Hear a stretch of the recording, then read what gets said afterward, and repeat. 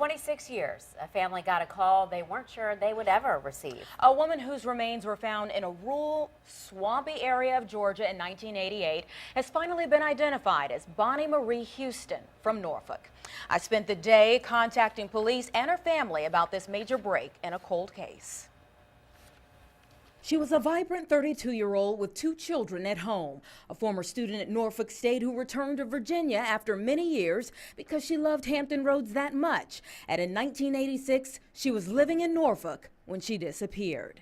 2 years later, a startling discovery by a couple beaver watching in the Georgia woods, a gym bag with skeletal remains inside. There was what looked to be maybe evidence of foul play because there was some nylon cord tied around the wrists.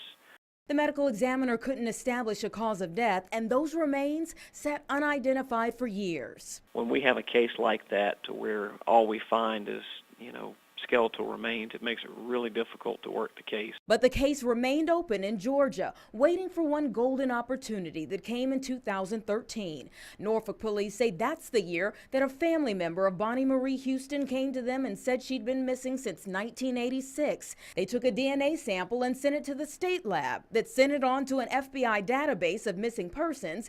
And remarkably, in 2014, there was a match to those remains found in Georgia long ago.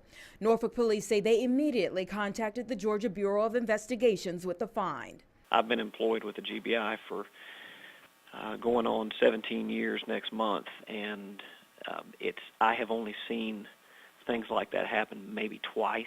One agency that had remains and this reconstruction made of clay but no name. Another that had a name and DNA with no body, now on the same team. This is why we maintain these types of records for so long. This is why we keep cases open, is for an opportunity to those things to coincide. To bring closure to a family of a beautiful woman that says they were overwhelmed at first but relieved, as the attention now turns to how Bonnie Marie Houston died and who's responsible for her death. And Norfolk police are still listing this as a missing persons case right now, but that status may soon change. If you know anything that can help, please call police. There's a family that's been waiting for answers far too long.